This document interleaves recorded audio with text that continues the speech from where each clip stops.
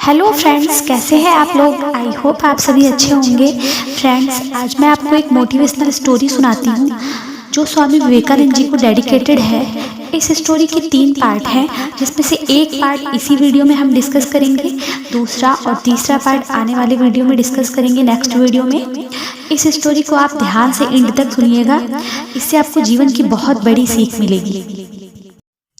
स्वामी विवेकानंद जी ने एक बार कहा था, अपने जीवन का एक लक्ष्य निर्धारित करो और अपने पूरे शरीर को उस एक लक्ष्य से भर दो और दूसरे विचार को अपनी ज़िंदगी से निकाल दो। यही सफल होने का मूल मंत्र है। हम में से कई लोग डॉक्टर APJ अब्दुल कलाम साहब को इंस्पिरेशन मानते हैं, लेकिन क्या आपको पता है कि उनकी इंस्पिरेशन कौन था? सुभाष चंद्र बोस जी हैं, लाल बहादुर शास्त्री जी हैं और भी कई सारे ऐसे लीजेंड हैं जिनकी इंस्पिरेशन स्वामी विवेकानंद जी थे। तो चलिए स्टोरी स्टार्ट करते हैं। एक बार स्वामी विवेकानंद जी को नदी पार करनी थी और वे नदी के पास खड़े थे। तभी एक साधु ने आकर उनसे पूछा, क्या आप ही स्वामी विवेकानंद जी हैं? स्वामी जी ने जवाब दिया, हाँ, मैं ही स्वामी विवेकानंद हूँ। तभी साधु ने पूछा, स्वामी जी, आप यहाँ पर क्या कर रहे हो? और स्वामी जी ने कहा, मुझे नदी पार करनी है, मैं नाव का इंतजार कर रहा हूँ। तभी साधु ने कहा, तुम इतने बड़े इंसान हो, कई सारे लोग तुम्हें अपनी प्रेरणा के स्रोत मानते हैं और तुम एक नदी पार नहीं कर सकते।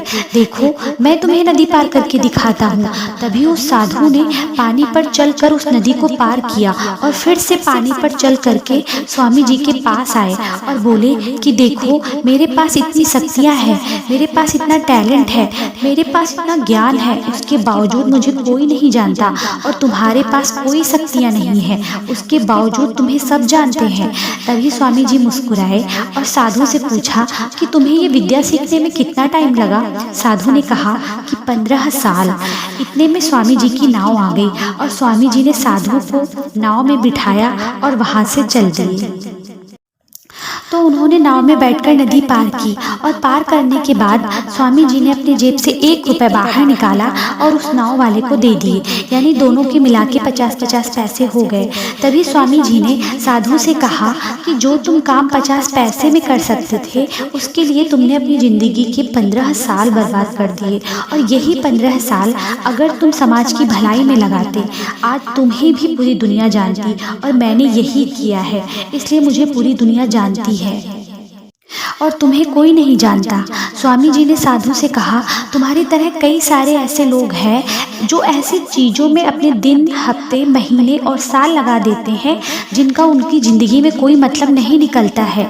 इसलिए अपने टाइम को ऐसी जगह पे लगाइए जहाँ पर उसका एक्चुअल में कोई सेंस निकले, क्योंकि टाइम से बढ़कर इस दुनिया में कोई भी चीज़ इम्पॉर्टेंट नहीं है।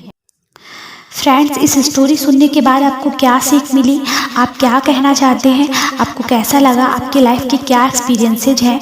आप मुझे कमेंट बॉक्स में ज़रूर बताइएगा। ऐसी स्टोरी सुनने के लिए आप चैनल को लाइक, शेयर और सब्सक्राइब ज़रूर करिएगा। Thank you so much.